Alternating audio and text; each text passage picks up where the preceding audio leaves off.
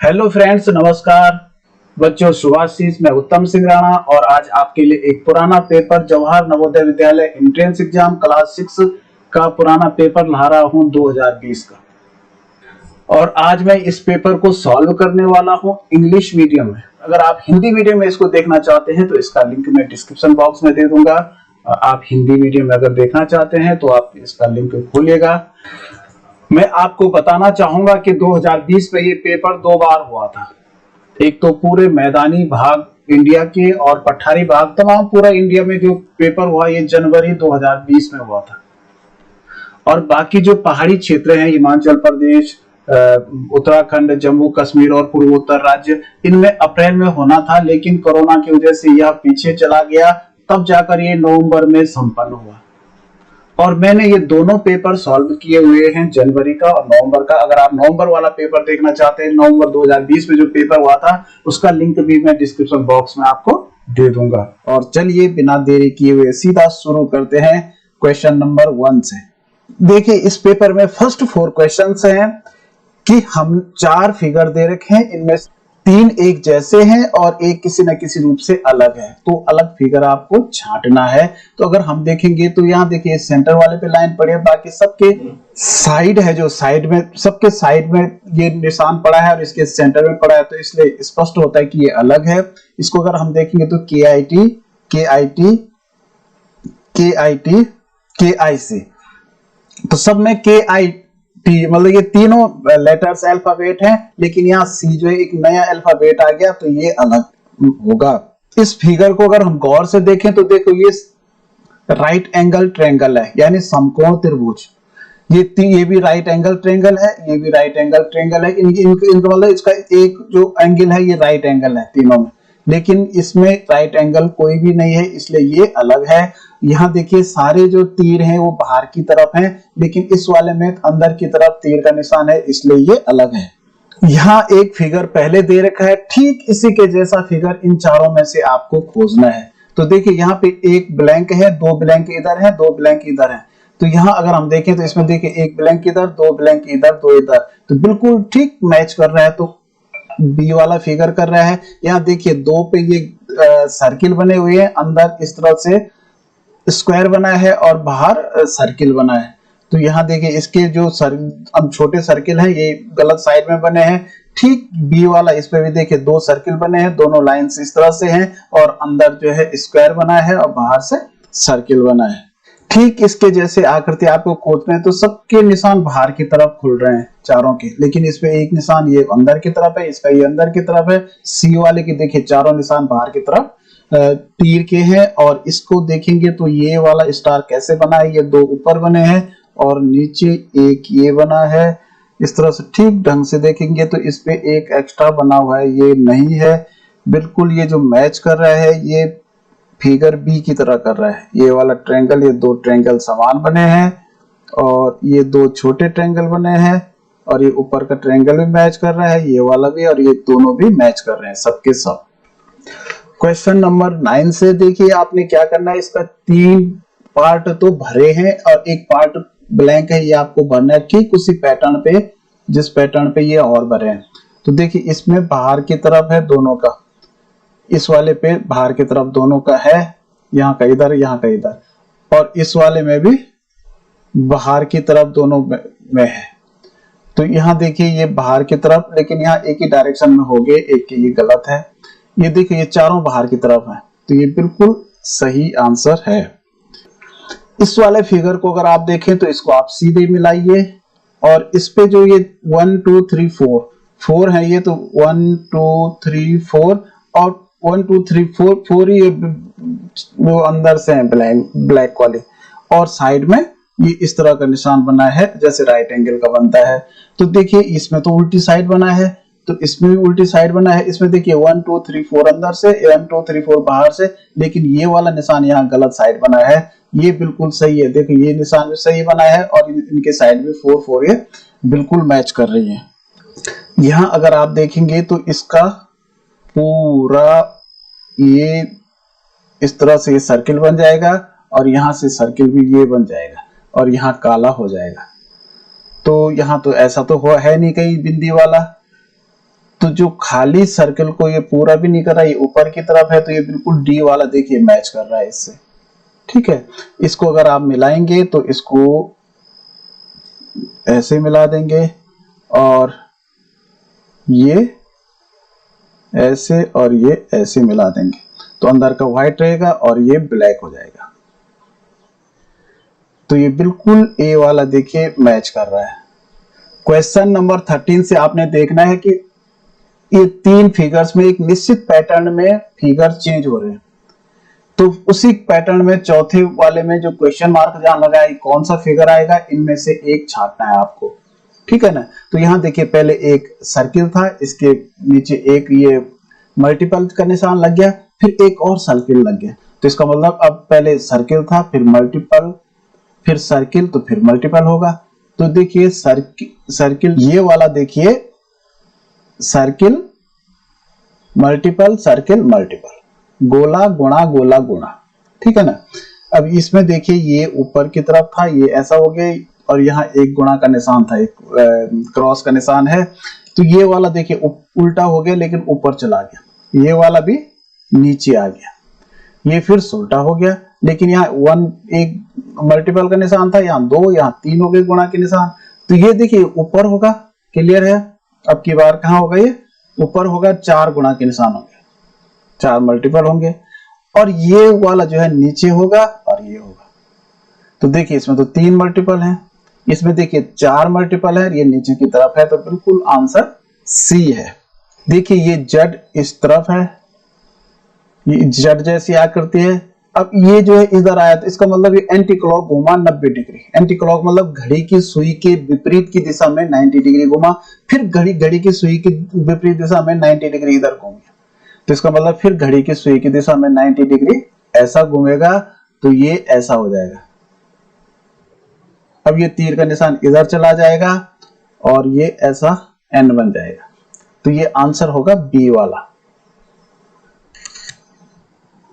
यहां देखिए ट्रायंगल यहां पे था त्रिभुज, अब ये यहां आ गया घूम करके, फिर ये यहां आ गया घूम करके, फिर अब ये इस कोने पे चला जाएगा और घूम जाएगा इधर को। तो इस कोने में जा रखा है 1 2 3, 3 का सही डायरेक्शन में जा रखा है। ठीक है ना। अब ये तीर का निशान है, ये यहाँ घूम गया, यहाँ आ गया, फिर यहाँ आ गया, तो अब सीधा ऊपर चला जाएगा। तो ये लेकिन इसकी डायरेक्शन तो उल्टी है, तो अब ये दो आंसर बिल्कुल मैच कर रहे हैं, ये और ये इसमें सही है। ये सर्किल देखेंगे गोला, तो यहाँ था, दूसरे में यहाँ, तीसरे में यहाँ, तो चौथे में यहाँ जाएगा, तो चौथे में यहाँ दोनों पे है। अब हम ये देखेंगे आयत यानी रेक्टेंगल, यहाँ था, ये यहाँ जाके खड़ा हो गया, फिर यहाँ आके पड़ गया, तो यहाँ नीचे जाके अब ये खड़ा हो जाएगा। अब देखिए नीचे खड़ा बी वाले में है, तो इसका मतलब बी वाला आंसर बिल्कुल सही है।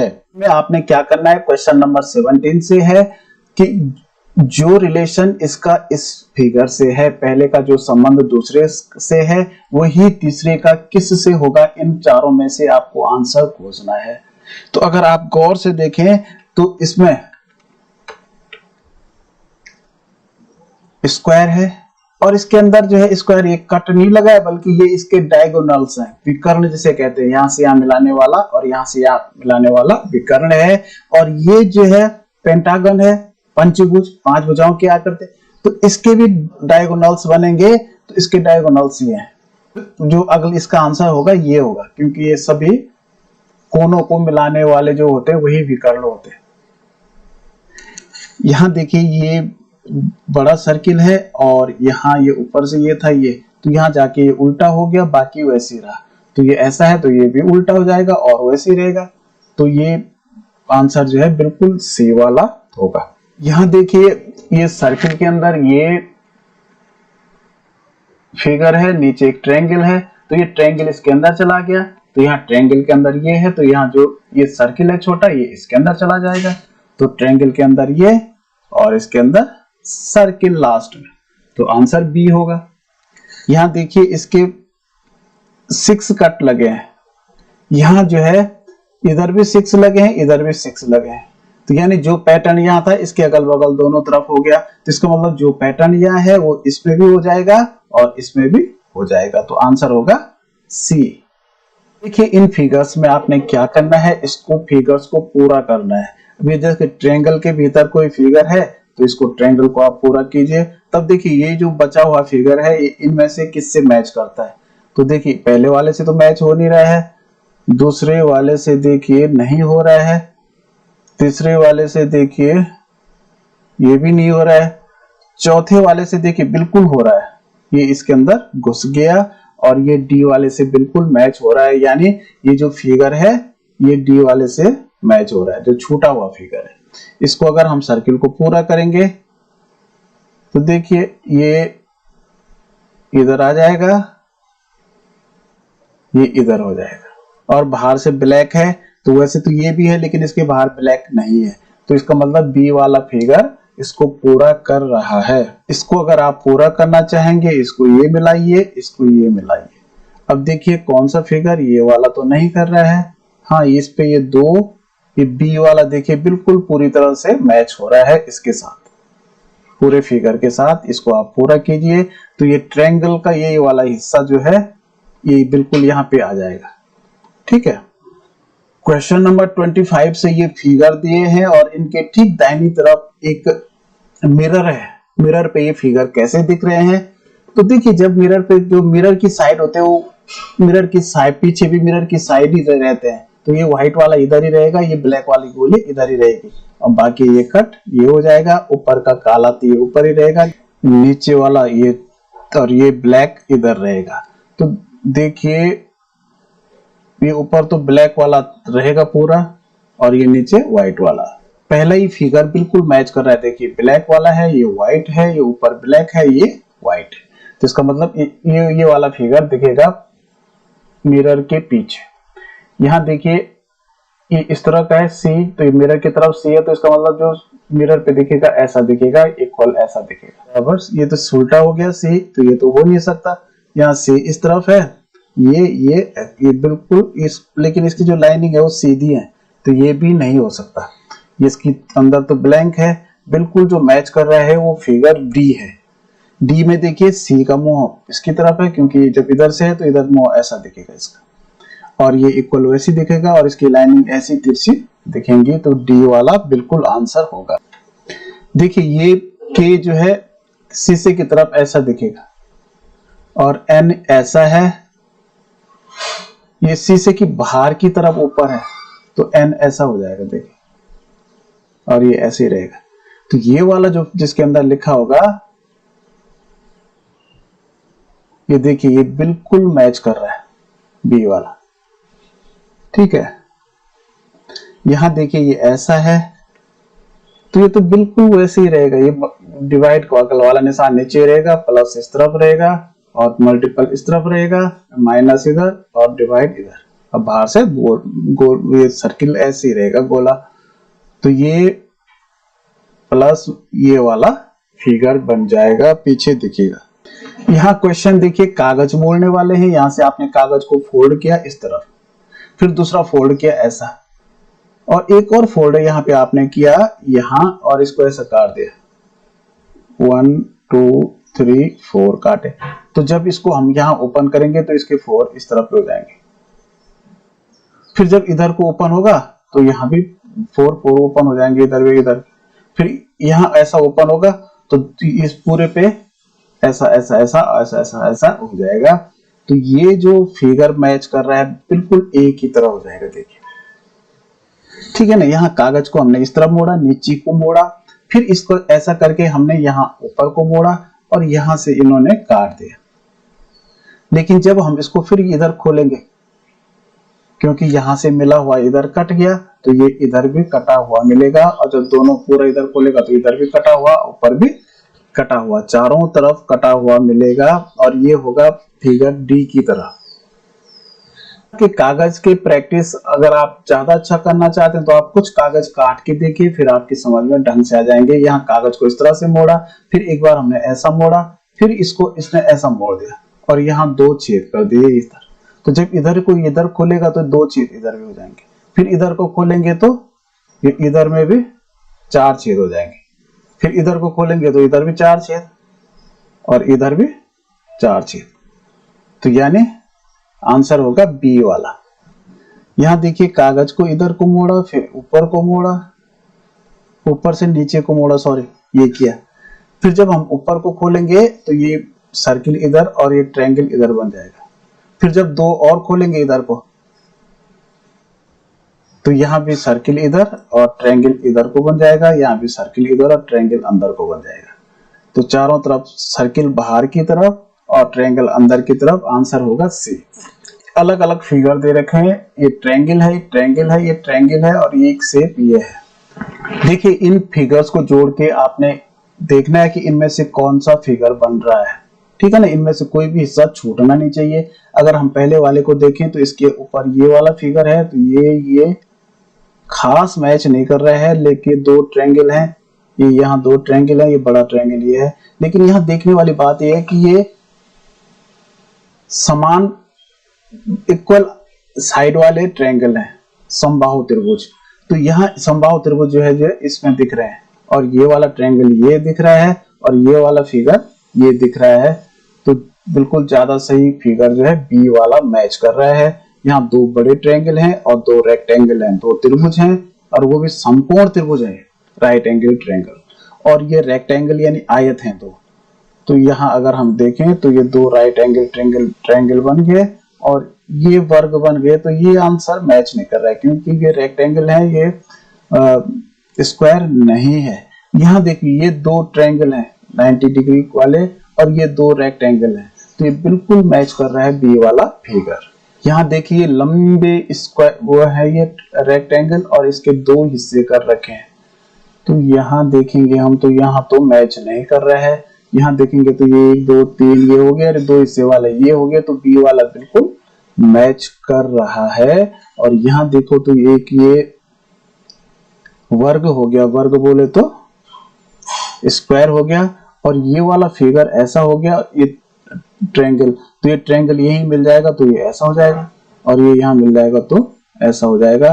तो ये देखिए इसमें से कौन सा फिगर ऐसा है, ये वाला फिगर बन रहा है। देखो ये इस पे मिल गया तो ये स्क्वायर यहाँ मिल गया और ये ट्रायंगल इससे ज्वाइन यहाँ इस साइड हो गया। थोड़ा साइड चेंज है लेकिन ये फिगर जो है, ये तीनों फिगर मिलके इसी फिगर को बना रहे हैं। देखिए ये उल्टा एल है और ऐसा कटा हुआ है। यहाँ पे आपने देखना है ये फिगर जो यहाँ दे रखा है ये किसके अंदर छुपा हुआ है। तो यहाँ अगर हम देखेंगे तो उल्टा एल तो है लेकिन ऐसा कटा हुआ नहीं है, इसमें तो सीधा एल नहीं है। इसमें देखिए ये है, ये उल्टा एल इधर है, दिख रहा है साफ, ठीक है ना, और ये कटा हुआ भी है। तो आंसर डी वाला होगा। ये इस तरह से ये झंडा बना हुआ है, ये ट्रायंगल है आगे, तो यहाँ देखो इस पे ट्रायंगल नहीं बना है। इस पे देखेंगे हम तो देखो ये ट्रायंगल मिल गया, तो आंसर होगा बी। ये देखिए ये वाला फिगर किस में होगा, तो ये लेकिन यहाँ अंदर की तरफ है, ये यहाँ बाहर की तरफ है। अगर हम ऐसा देखें दोनों बाहर की तरफ हैं और डायरेक्शन भी इसकी गलत है। इसको ले एन, तो यहाँ अंदर की तरफ भी मोड़ा है और यहाँ भी अंदर की तरफ ये मोड़ा है, तो आंसर होगा बी। ये ए की जैसी फिगर है और ये ए जो है और ऊपर से ऐसा मोड़ा हुआ है, कटा हुआ है, तो ए के जैसी फिगर, क्योंकि ये कटा है ऐसा, तो ऐसा कटा है केवल इसमें, और ए की जैसी फिगर ये है, ठीक है ना। उल्टा थोड़ा दिख रहा है लेकिन बिल्कुल मैच कर रहा है सी वाले से। तो चलिए अब सॉल्व करते हैं मैथ्स वाला portion. If a number b is 10% less than another number c and c is 5% more than 150, then b is equal to, देखिए b जो है 10% लेस है, इसका मतलब b हम नीचे लिखेंगे और किससे है, दूसरे नंबर c से, तो कितना परसेंट लेस है, 10% लेस है। और C जो है 5% मोर है देन 150, तो 150 यहां बीच में है, तो 150 से C 5% ज्यादा है 5%। तो सबसे पहले हम यहीं से आप पता करेंगे 150 का 5% कितना होता है, 5%, ठीक है ना। 5% का मतलब 5/100। अब देखिए 0 से 0 कटा और यहाँ जो है 5 3 जा 15 और 5 2 जा 10।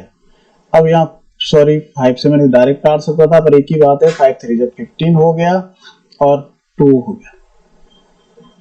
तो 15/2 का मतलब है अगर हम 2 से 15 को आप डिवाइड करेंगे तो 2 7 जो होता है 15, 2 7 जो 14, 1 बचा, यहाँ पॉइंट लगाएंगे डेसिमल और यहाँ 10 हो गया तो 2 5 जा 10, तो 7.5 होता है। तो ये 7.5 है 150 से ज्यादा, तो 1 इसमें जो है 7.5 को आप जोड़ दीजिएगा तो ये हो जाएगा 157.5। ये तो कौन है?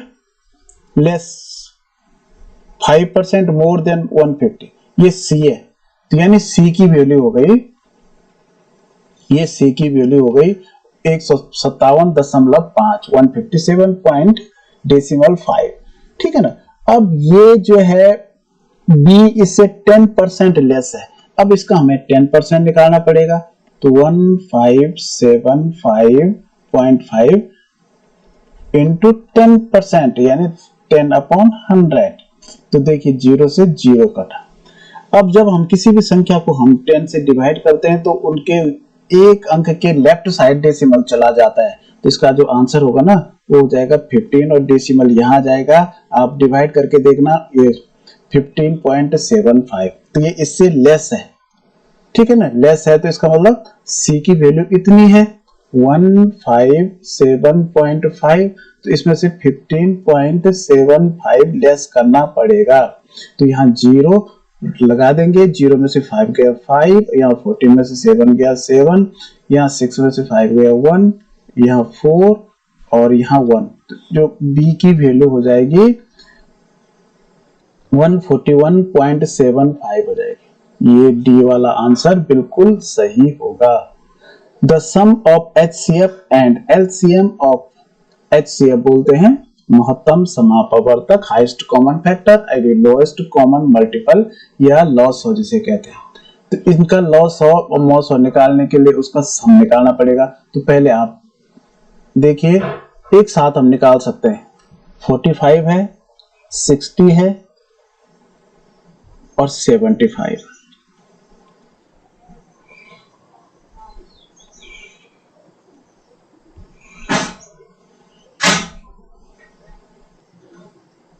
तो इसको एक साथ आप निकाल सकते हैं। देखिए सबसे पहले उन संख्याओं से डिवाइड करेंगे जिसका भाग तीनों में जो डिवाइड हो रहा है जिससे, तो देखो 5 से हो रहा है, 5 9 जा 5 9 45, 5 1 जा 5, 1 10 हुआ, तो 5 2 जा 10 और 5 1 जा 5, 2 बचा 25 हुआ, 5 5 जा 25।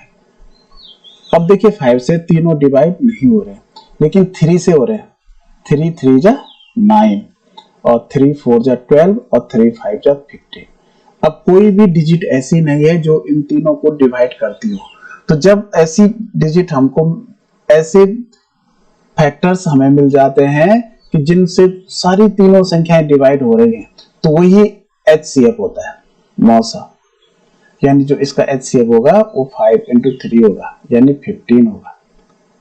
और बाकी जो हम डिवाइड करेंगे तो देखो 3 से तो 3 को ही करेंगे, 3 1 जा 3, यहाँ 4 और 5 बच जाएगा।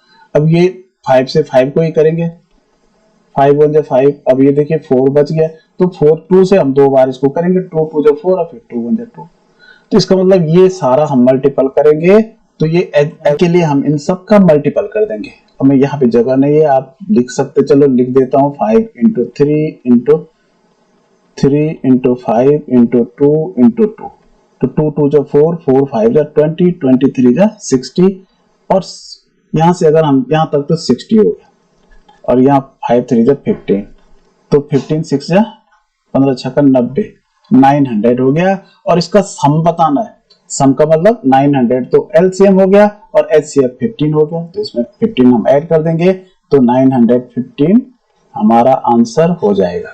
देखिए इसकी आपने वैल्यू बतानी है, तो इसमें सबसे पहले हम क्या करेंगे, डेसिमल वाला सॉल्व करेंगे, बस सॉरी ब्रैकेट के अंदर जो क्लोज है उसको हम सॉल्व करेंगे। तो 0 इक्वल करके 0.9 डिवाइड बाय, इसको अगर आप सॉल्व करेंगे तो 3 3 जा 9 हो जाएगा, 3 इंटू 3 है तो 9, लेकिन यहाँ एक अंक के पीछे यहाँ डेसिमल है, दूसरे अंक के पीछे यहाँ डेसिमल है, तो यहाँ दो अंकों के पीछे डेसिमल हो गया यहाँ, तो ये हो गया।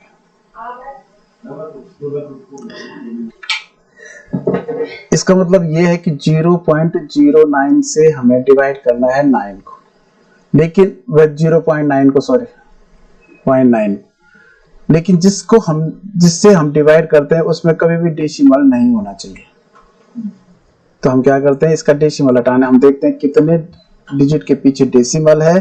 तो यहाँ देखो 1 और 2 डिजिट है, 2 अंक है ना, तो यहाँ भी हम क्या करेंगे, डिजिट के लिए यहाँ भी 2 अंक बना देंगे, 0.9 और 9 के आगे एक 0 और लगा दो, 2 अंक बन गए। अब क्योंकि हमें पता है कि 0.9 की वैल्यू भी उतनी है और 0.90 की भी उतनी होती है, और डिवाइड बाय 0.09। अब यहाँ देखिए 2 अंक के पीछे यहाँ भी डेसिमल हो गया, 2 अंक के पीछे यहाँ भी डेसिमल हो गया, तो इसका मतलब तब डेसिमल कट गया। देखिए अब क्या बचा, ये 0.9 का मतलब केवल 9 बचा। अब हमें 9 से डिवाइड करना है 90 को, तो देखो कितना आसान हो गया, 9 1 जा 9, और यहाँ 0 नीचे लाते हैं, और 9 का जब डिवाइड करते हैं 0 से तो 0 ही टाइम होता है, 9 0 का 0, तो यानी आंसर आएगा 10, ये वाला answer. What will be the difference between the greatest 6 digit number.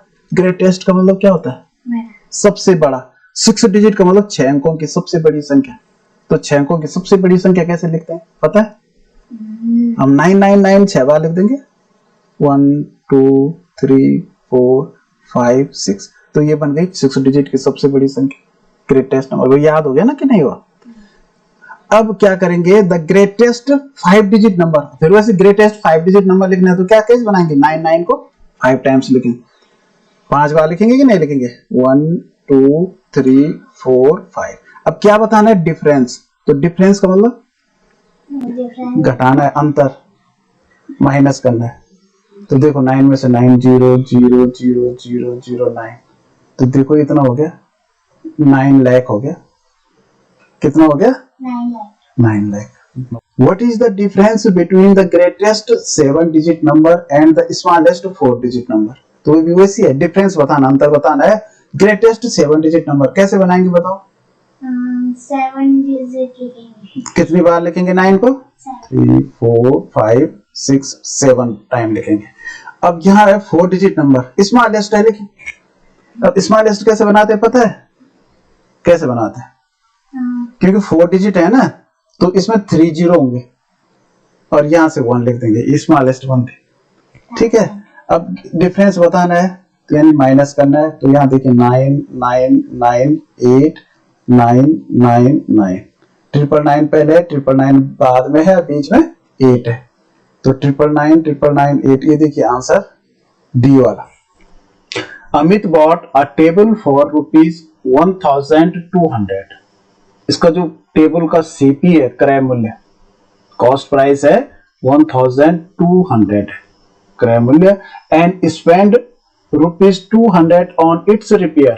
अगर हम किसी चीज की रिपेयर पे स्पेंड करते हैं या उसका कहीं ट्रांसपोर्ट में भाड़ा देते हैं, तो ये इसका जो सीपी में ही जुड़ जाता है, क्योंकि ये उसी में जुड़ेगा जो जिसमें हमने खरीदा है, क्योंकि उसमें हमने एक्स्ट्रा खर्च उसी को रिपेयर करने में लगाया है। तो ये इसका जो रियल में जो सीपी बन गया, कॉस्ट प्राइस बन गया 1400 हो गया।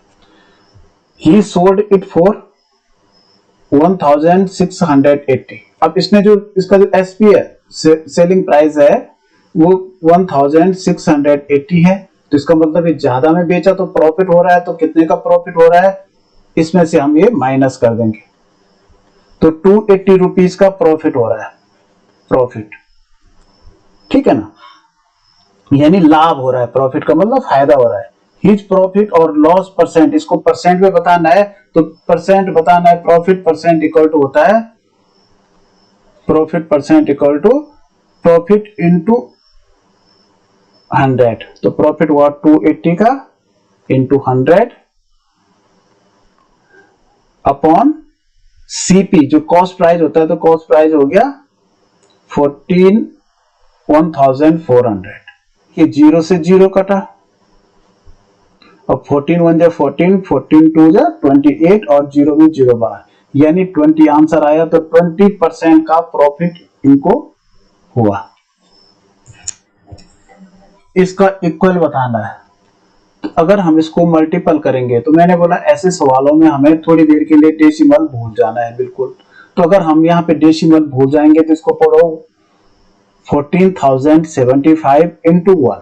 तो किसी भी संख्या को अगर हम 1 से मल्टीप्लाई करते हैं तो आंसर उतना ही आता है 14,075।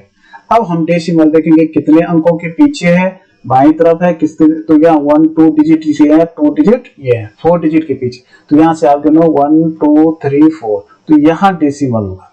तो इसका जो आंसर हो जाएगा 1.4075 हो जाएगा। तो ये वाला आंसर बिल्कुल सही है। 1/4 of birds of a flock are at a river bank and 1/5 of that flocks are in their nest। देखिए तो रिवर बैंक में जो है वो है 1/4 और नेस्ट में है जो वो 1/5 है। Remaining 22 birds are wandering in search of food. ये फूड की सर्च कर रहे हैं कितने, रिमेनिंग बर्ड। तो रिमेन बर्ड्स हैं 22। What is the number of birds which are in their nest. तो जो नेस्ट में बर्ड्स हैं, घोंसलों में जो बैठी हैं, हमने उनकी संख्या बतानी है। तो सबसे पहले हमें टोटल बर्ड्स ज्ञात करनी पड़ेंगी। तो टोटल हम तब ज्ञात कर सकते हैं जब हम पहले ये देखेंगे, क्योंकि हमें सवाल सॉल्व होगा ये 22 जो नंबर्स दे रखे हैं रिमेन वहां से। क्योंकि अब हम देखते हैं ये दो पार्ट्स हैं, जो दोनों, एक रिवर बैंक है और एक नेस्ट में है। तो इनको हम ऐड कर देंगे, 5 2 जा 5 4 जा 20 और 5 1 जा 5 और 4 1 जा 4। तो 5 और 4 जोड़ के 9 9/20 बर्ड्स जो है ये इन दोनों जगह है। तो 9/20 का मतलब टोटल बर्ड्स कितने हैं, इसको हम 1 मानेंगे। तो 1 का मतलब इसको अगर हम 20 से किए हैं तो 20/20 हो जाएगा।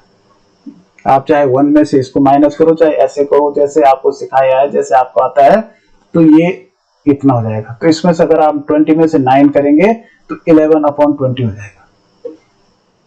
तो इसका मतलब ये जो संख्या है, तो x का 11/20 इक्वल टू 22 है। तो x इक्वल टू कितना जाएगा, 22 इंटू 20 ऊपर और 11 नीचे। तो 11 1 जा 11, 11 2 जा 22, तो 22 जा 40, यानी टोटल बर्ड्स 40 हैं। और हमने बताने नेस्ट में कितने, तो 40 का 1/5 है। तो 5 1 जा 5 और 5 8 जा 40, तो 8 1 जा 8। इसका मतलब 8 बर्ड्स जो हैं वो नेस्ट के अंदर हैं। How many years does the sum of ₹1,200 become 1,800 at the rate of simple interest of 5% per annum. देखिए इसका जो मूलधन है, जो प्रिंसिपल अमाउंट है, वो है 1,200 और इसकी जो टोटल अमाउंट हुई वो हो गई 1,800। तो इसमें जो SI है, इसका सिंपल इंटरेस्ट है, वो इसमें से इसको माइनस कर दो, 1800 में से 1200 घटा दीजिए, 1800 में से 1200, तो 600 हो गया SI। अब इसमें रेट तो दे रखा है, तो हम इसी फॉर्मूले से कर सकते हैं, क्योंकि जो इसका फॉर्मूला होता है वो होता है PRT upon 100 equal to SI। इसका मतलब principal into rate into time, मूलधन गुणा दर गुणा समय बटे 100 बराबर साधारण ब्याज होता है। तो प्रिंसिपल अमाउंट तो हमें पता है 1,200 इंटू रेट दे रखा है 5% और इंटू ये टाइम हमें ज्ञात करना है t upon 100 equal to SI कितना निकला था 600। तो t इक्वल टू हो जाएगा, ये तो अपनी जगह रहेगा 600 अब ये 100 नीचे है तो यहाँ जाके इक्वल के आगे जाके ऊपर चला जाएगा, और ये 1200 नीचे इंटू 5 भी नीचे। अब ये देखिए 2 जीरो कटे, इसको काट लो। 6 1 जा 6, 6 2 जा 12, यहाँ 5 से काटे, 5 1 जा 5, 5 2 जा 10, अब 0 का 0, 2 1 जा 2, यहाँ भी 2 1 जा 2 और 0 में 0 हुआ, यानी नीचे 1 1 खत्म हो गया, यहाँ 1 इंटू 10 आया तो 10 1 जा 10। इसका मतलब 10 ईयर में ये जो 1200 की धनराशि है ये 1800 हो जाएगी 5% पर एनम की दर से। How many bricks will be required for a wall 8 metre long. देखिए वॉल की जो लंबाई है 8 मीटर है, 6 मीटर हाई है, इंटू 6 मीटर इंटू इतने सेंटीमीटर थिक है 22.5 centimetre. If each brick measures, प्रत्येक ईंट की जो लंबाई है इतनी है 25 सेंटीमीटर, तो इसका अपॉन कर देंगे, ईंटों की संख्या निकल जाती है, तो 25 सेंटीमीटर हम, क्योंकि इसके जो वॉल्यूम में इसके वॉल्यूम से अगर हम डिवाइड करेंगे तो ईंटों की संख्या, ब्रिक्स की नंबर ऑफ ब्रिक्स निकल जाएगा, इंटू 11.25 और इंटू 6 सेंटीमीटर। ये सब सेंटीमीटर में है, लेकिन ये दोनों मीटर में है, इसका भी हमें सेंटीमीटर बनाना पड़ेगा। तो एक 1 मीटर में 100 सेंटीमीटर होते हैं, आपको पता है, तो ये 800 हो गया, इंटू ये 6 में 600 हो जाएगा, और इंटू 22.5, ये सारे सेंटीमीटर बन गए।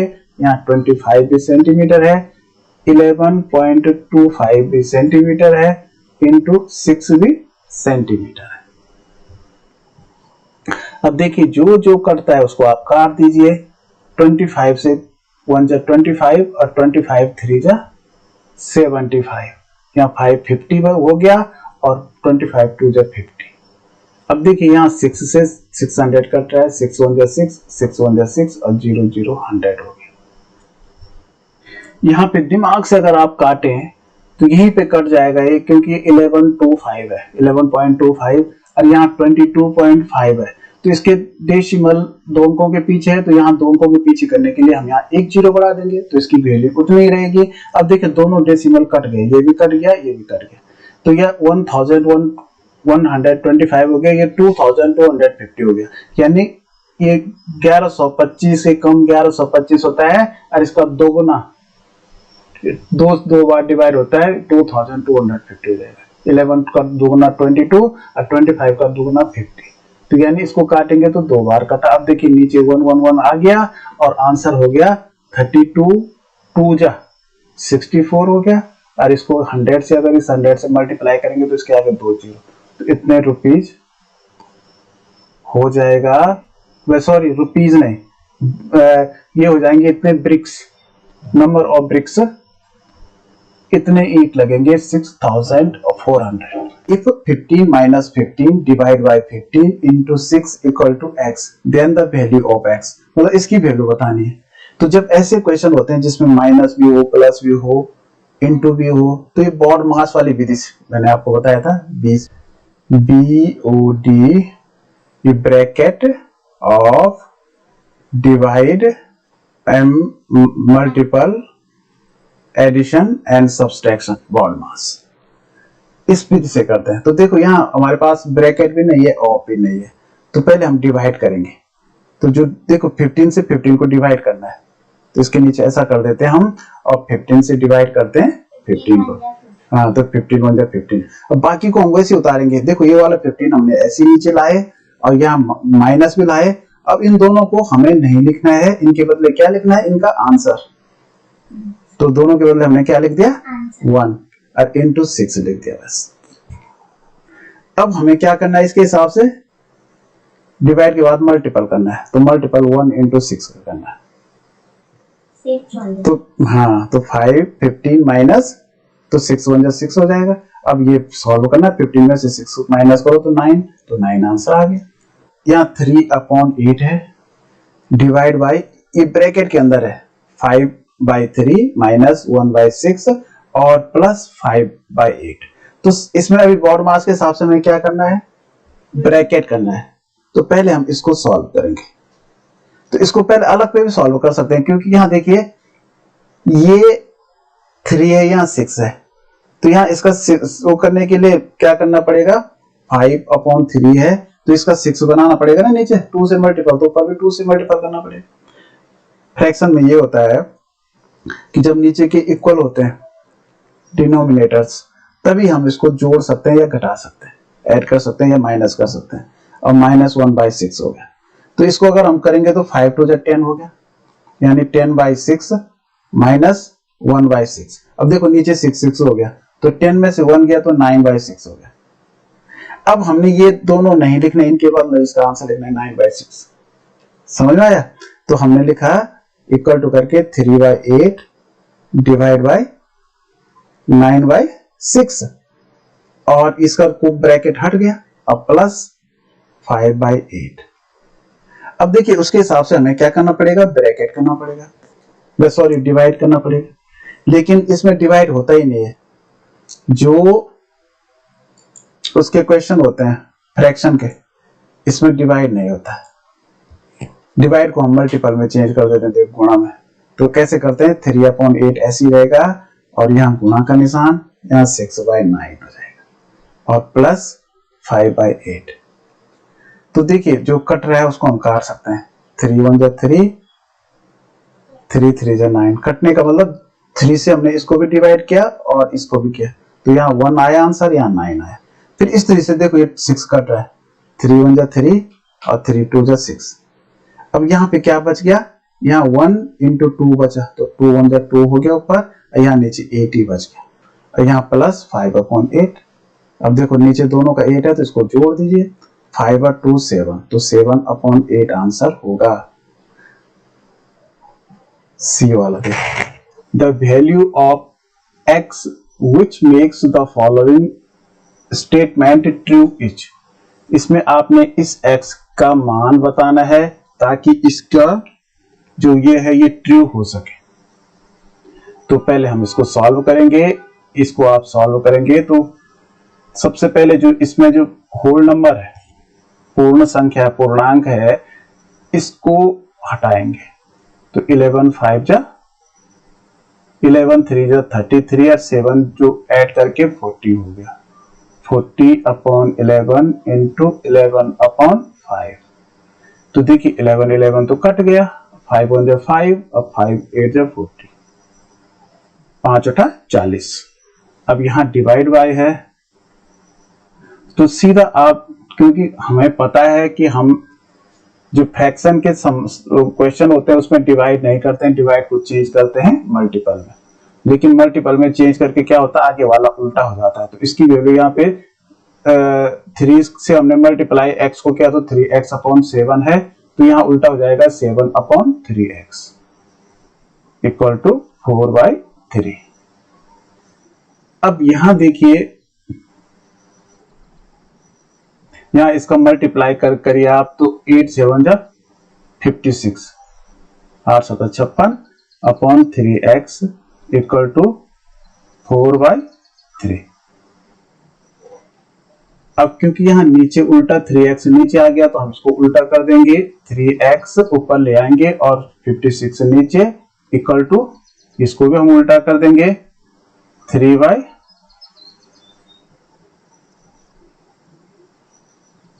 यहाँ पे आप ये कर दीजिए, और इस 3 को भी सीधा या इसका पक्षांतर करेंगे तो यहाँ इंटू में चला जाएगा।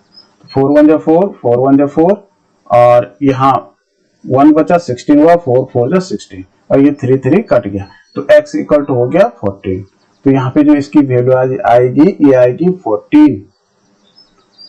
5% of 10% of 175 gram is equal to, 5% का अब मतलब होता है 5/100 ऑफ इंटू ऑफ 10%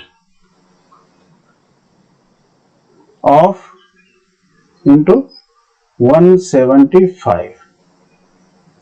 तो ग्राम है, तो इसको आप सॉल्व कीजिए, 1 0 से 0 कटा, 5 से काटेंगे तो 5 2 जा 10, और 5 3 जा 15, 2 25 हुआ, तो 5 5 जा 25। यहाँ देखिए 5 से करेंगे तो 5 2 जा 10, 0 और 5 7 जा 35, या फिर 5 1 जा 5, 5 4 जा 20। अब देखिए अब कट नहीं रहा है ये, तो यहाँ 7 1 जा 7 ऊपर हो गया, अब 4 इंटू 2 है तो 4 2 जा 8 हो गया, तो इसकी वैल्यू 7/8 हो गई। लेकिन ये डेसिमल में है तो 8 से हम डिवाइड करेंगे 7, यहाँ पॉइंट लगेगा, यहाँ 0, 8 8 जा 64, यहाँ बचा 6, यहाँ डेसिमल लगाया तो 0 बढ़ा सकते हैं, 8 7 जा 56, यहाँ पे बचा 4 और यहाँ 40 हुआ तो 8 5 जा 40, तो यानी 0.875 ये वाला आंसर बिल्कुल सही होगा। Which of the following is not equal to 25? इनमें से कौन 25 के बराबर नहीं है? तो यहाँ ए वाले देखिए, इसको हम सॉल्व करेंगे तो इक्वल टू हो जाएगा 50 माइनस, अब देखिए 4 से डिवाइड करो आप 100 को तो आंसर 25 आएगा, आप करके देखिए तो 25, तो इसको 50 में से 25 माइनस किया तो 25 ही बचेगा, तो ये तो बिल्कुल सही है, 25 इसकी वैल्यू है। यहाँ देखिए, यहाँ 4 से डिवाइड करेंगे हम 20 को,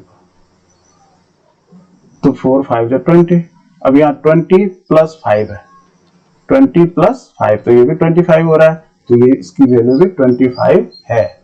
तीसरा वाला देखिए, यहाँ 10 है प्लस, इसको मल्टीपल करेंगे तो 5 2 जा 10, तो ये हो जाएगा 10 प्लस 10 प्लस, अब यहाँ देखो 5 से 10 में से माइनस 5 हुआ तो प्लस 5 हो गया, तो 10 प्लस 10 प्लस 5 इसकी वैल्यू भी 25 है, ये भी बिल्कुल सही है। अब यहाँ देखिए 24 और यहाँ 2 इंटू 1 है, तो 2 इंटू 1 की वैल्यू होता है 2 2 1 जा 2, तो 24 प्लस 2, तो ये 26 हो गया, तो यही आंसर होगा, इसकी वैल्यू 25 नहीं है, बाकी ये तीनों की वैल्यू 25 है। A square and a rectangle have the same perimeter.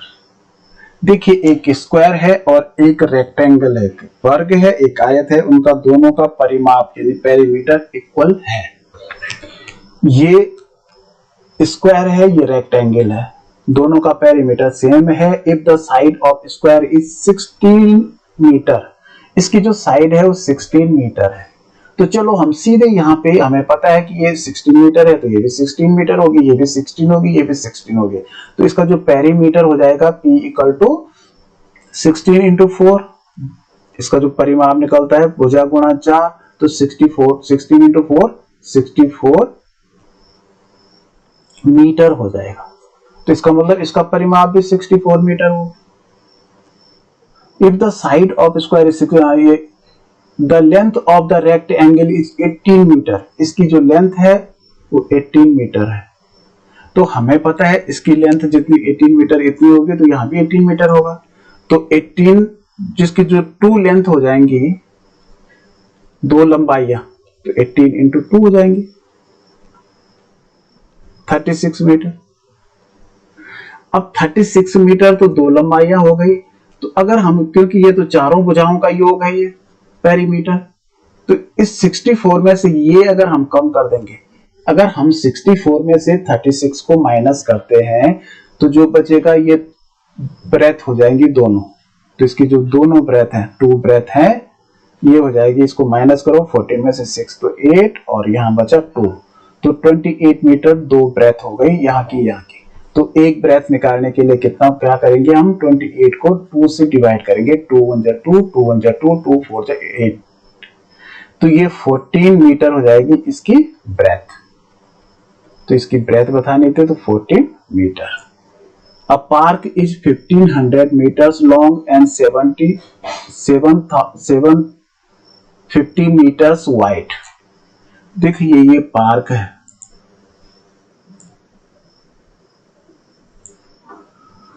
Park की जो लेंथ है वो 1500 मीटर है और ब्रेथ है 750 मीटर।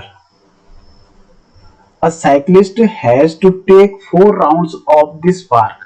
अब साइकिलिस्ट ने 4 राउंड मारे इस पार्क के, यहां से यहां गया, फिर यहां से यहां, चारों, तो चारों ओर गया, तो इसका मतलब इसका पेरीमीटर क्या करना पड़ेगा, तो पेरीमीटर क्या होता है, लेंथ प्लस ब्रेथ हो जाएगा।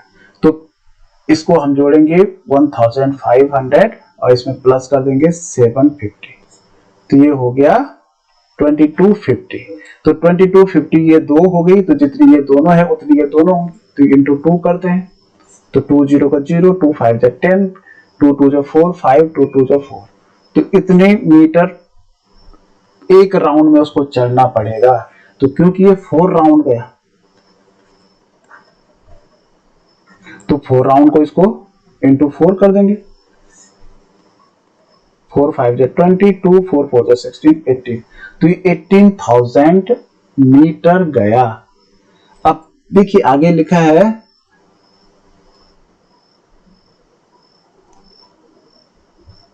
How much time will he take at the speed of 4.5 kilometre per hour. यहाँ स्पीड दे रखी है 4.5 किलोमीटर पर आवर की स्पीड में कितना टाइम लगा। तो यहाँ मीटर पर आवर है, किलोमीटर पर आवर है और यहाँ मीटर है, तो इसको अगर हम किलोमीटर बनाएंगे तो 1000 से डिवाइड कर देंगे, क्योंकि 1 किलोमीटर में 1000 मीटर होते हैं। तो ये 0 0 0 3 कटे तो 3 0 ऊपर के कट जाएंगे, तो ये 18 मीटर नहीं रहेगा, अब क्या हो जाएगा, किलोमीटर। ठीक है ना। तो यानी 18 किलोमीटर की दूरी उसने तय की। तो अब हमें टाइम बताना है, तो टाइम इक्वल टू क्या होता है, डिस्टेंस अपॉन स्पीड। तो डिस्टेंस 18 है, अपॉन स्पीड है 4.5। अब यहाँ पॉइंट हटाने के लिए हमें क्या करना पड़ेगा, यहाँ एक अंक के पीछे डेसिमल है, तो यहाँ हमें डेसिमल लगा के 0.0 कर दो। अब इसके डेसिमल कट गए। अब इसकी जो नई फ्रैक्शन बन गई 180 अपॉन 45 हो गई। तो आप इसको डिवाइड कर दीजिए, 45 से डिवाइड करो 180 को। तो 4 4 जा 16, 4 टाइम भी आएगा, तो 4 5 जा 20 का 0 कैरी ऑन 2 और 4 4 जा 16 टू 18, यानी 4 आवर इसको लगेंगे, 4 आवर का टाइम लगेगा, 4 hours. The prime factorization of 640 each.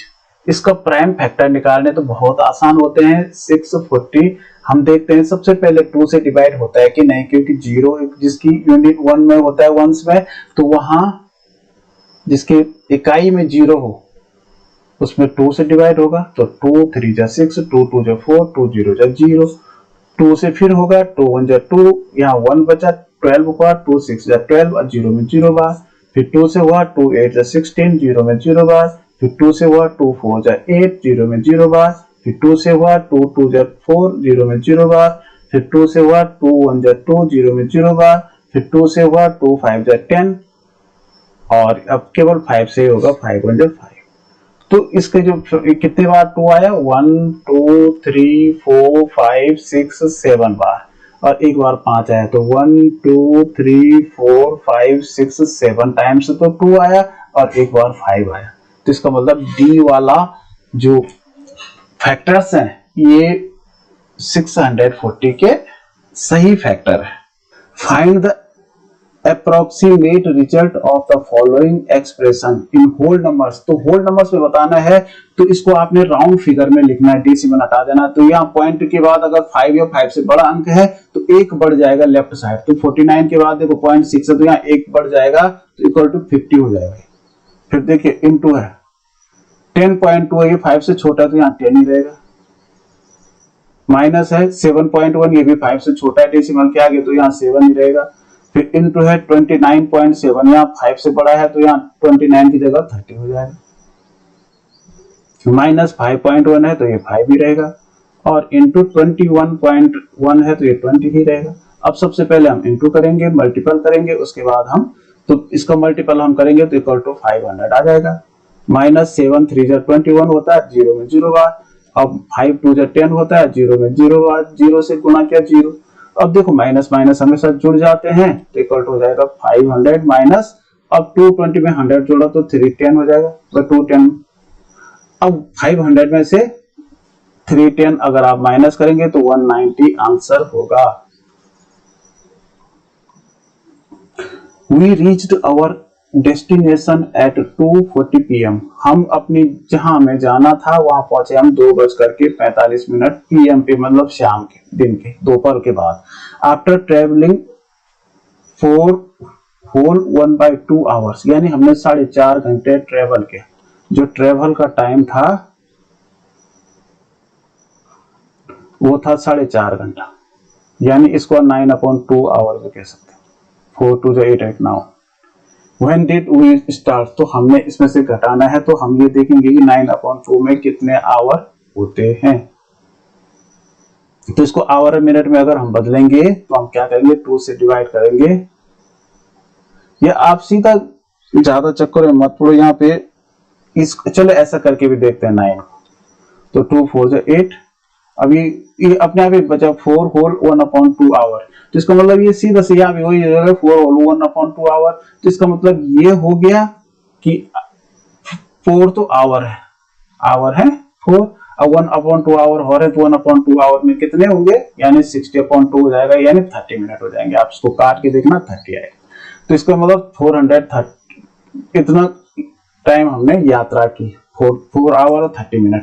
तो हम क्या कैसे घटाएंगे, क्योंकि ये दो, अगर हम ये आप ऐसा लिखेंगे 240 में से 430 कम करेंगे, क्योंकि हम इस पे चले हैं इतना, तो ये देखो उल्टा हो गया, ऊपर कम हो गया, नीचे ज्यादा हो गया। तो हम यहाँ पे रेलवे टाइम का वो करते हैं कि दिन के 1 बजे को 13 कहते हैं, 2 बजे को 14। तो हम करेंगे 14 45 और इसमें से घटाएंगे -4 30। तो यहाँ मिनट को एक साथ घटाइए, फिर 45 में से 30 माइनस कीजिए तो 15 बचा, और यहाँ देखिए यहाँ माइनस कीजिए तो 10 बचा। यानी हम 10:15 पे चले, 10:15 पे हमने अपनी यात्रा स्टार्ट की। तो मुझे पूरा विश्वास है कि आपको ये मैथ्स का पेपर बहुत अच्छा लगा होगा। अब चलो इंग्लिश वाला हम सॉल्व करते हैं। Fire is to blame for the loss of countless lives and billions of rupees each and every year. Firefighters help protect people and their property from injury and damage. They put their lives on the line every time they respond to a call. While on duty, firefighters must be ready to respond in a matter of minutes to just about any disaster that may occur. At every fire scene, a superior fire officer takes command and directs the job of all the people at the scene. Some firemen connect the hose line to hydrants, others manually operate the pumps to send water to the hoses. Team of firefighters also operate ladders used to reach distance high in the air. Which is not true about the firefighters? कौन सा true नहीं है? They are brave, ये तो बिल्कुल true है। They often put their lives in danger, वो खतरों से भी खेलते हैं। They never put their lives in danger, यही आंसर होगा, ये बिल्कुल गलत है। Firefighters has to prepare to extinguish a fire in, ये आग बुझाने में कितना टाइम लगाते हैं, तो यहाँ पे ऊपर आया है, वो आग बुझाने के लिए तैयार होने में जो है मिनटों में तैयार हो जाते हैं, वो मिनट्स लगाते हैं। Firefighters put their lives on the line means, मतलब जान हथेली पे रखते हैं, इसका मतलब क्या है? They put their lives in danger, इसका मतलब जान हथेली पे रखना, इसका मतलब ये कि खतरों से खेलते हैं। To operate manually means, तो जब मैनुअली ऑपरेट करना मतलब हाथों से काम करना, work with their hands.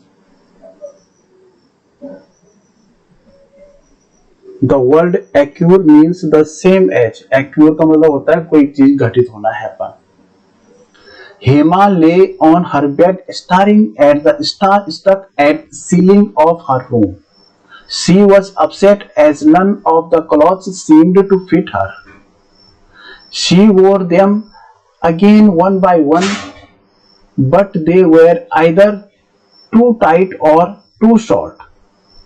A cupboard full of clothes and she could not wear any of them. She then had a bright idea. Her eyes lit up and she ran to her mother's room. "Ma, I need new clothes," she said, "but only after I donate my all my old clothes to charity. No more amazing of clothes. Her mother smiled and hugged her. She did have a kind daughter. Hema lay on her bed because she was tired. Tired तो नहीं थी वह. Liked looking at the stars, ये भी नहीं है.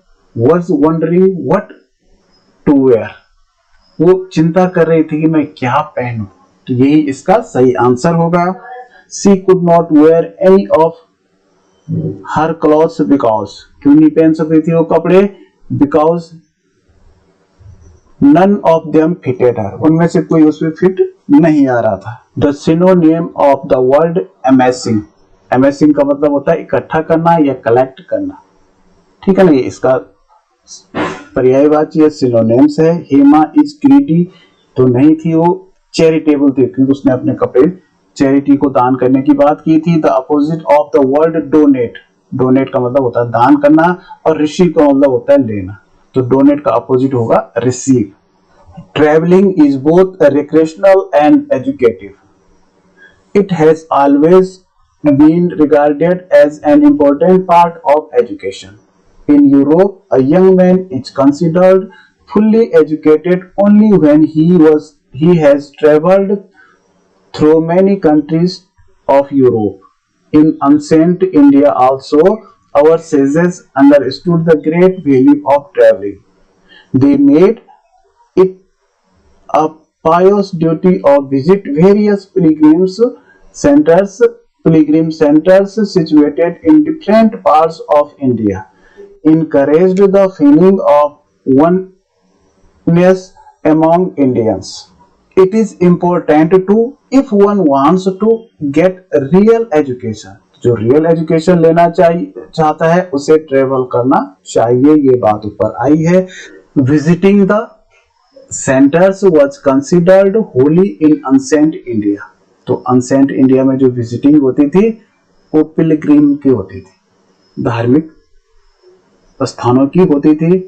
People have a feeling of oneness with others if they allot. वो जब ज्यादा से ज्यादा ट्रेवल करेंगे तब एकता की भावना आएगी. अ says is a person who is. जो साधु होता है कैसा पर्सन होता है? जो योगी होता है. तो लर्न होता है, विद्वान होता है. To be fit and healthy, you need to be physically active. Regular physical activity protects you from serious disease such as obesity, heart disease, cancer, mental illness, diabetes, and arthritis.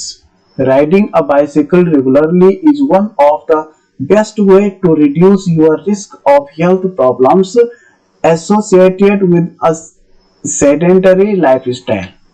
Cycling is a healthy, low-impact exercise that can be enjoyed by people of all ages, from young children to older adults. It is also fun, cheap, and good for the environment. Riding to work or the shop is one of the most time-efficient ways to combine regular exercise with everyday routine. An estimated 1 billion people ride bicycle every day for transport, recreation, and sport. Cycling is a good way to reduce weight as it builds muscles and burns body fat. Research suggests that by cycling for half an hour every day, we can shed at least 5 kilos of weight in a year. The main focus of the passage is to tell us the advantage of. तो किसके लाभ बता रहा है ये? Cycling के. Cycle चलाने के लाभ ये पैराग्राफ से हमें मिल रहे हैं. तो when the writer says cycling is good for the environment, which of the following is not correct? It does not emit any unhealthy gas. ये unhealthy gas नहीं छोड़ता, ये तो सही बात है. It can be run without petrol or diesel. ये petrol और डीजल के बिना भी रन कर सकता है, ये भी सही है. It does not pollute air. Air को pollute नहीं करता, ये भी सही है. It can be ridden by all age group, और ये चारों एज ग्रुप के द्वारा राइड किया जा सकता है, सभी एज ग्रुप के द्वारा राइड किया जा सकता है। ये भी सही है, लेकिन यहाँ पे बताना है हमें कि साइकिलिंग जो है cycling is good for the environment, environment से संबंधित जो है उसके लिए अच्छा है। तो ये तो सही है, लेकिन ये एनवायरमेंट से संबंधित नहीं है, इसलिए यही आंसर होगा। It can be ridden by all age group. The word which means the opposite of the word sedentary, sedentary का मतलब आलसी होता है, और इसका हमने अपोजिट बताना है, तो इसका अपोजिट होगा एक्टिव, क्रियाशील। A low impact exercise is one which is, तो इसका आंसर होगा not tiring, not costly, not efficient, not boring, ये नहीं होंगे, यही इसका आंसर होगा। Regular cycling helps us in all of the following except to, regular cycling करने से इसके अलावा क्या होगा? Reduce fat and strengthen muscles, ये भी होगा, फैट रिड्यूस करेगा, मसल्स मजबूत होगी। कंबाइन फन विद वर्क, ये तो वर्क के साथ साथ फन का काम है। Prevent serious accident, remain healthy, ये सही है, रिमेन हेल्दी, लेकिन ये जो है ना प्रिवेंट सीरियस एक्सीडेंट, यही इसका आंसर होगा, क्योंकि अगर आप साइकिलिंग कर रहे हैं, जरा मिस्टेक हो गई तो एक्सीडेंट होने की भी संभावना बढ़ जाती है। अब तीनों वाक्य बता रहे हैं कि रेगुलर साइकिलिंग के क्या फायदे हैं, क्या है, लेकिन ये जो है बिल्कुल अलग है।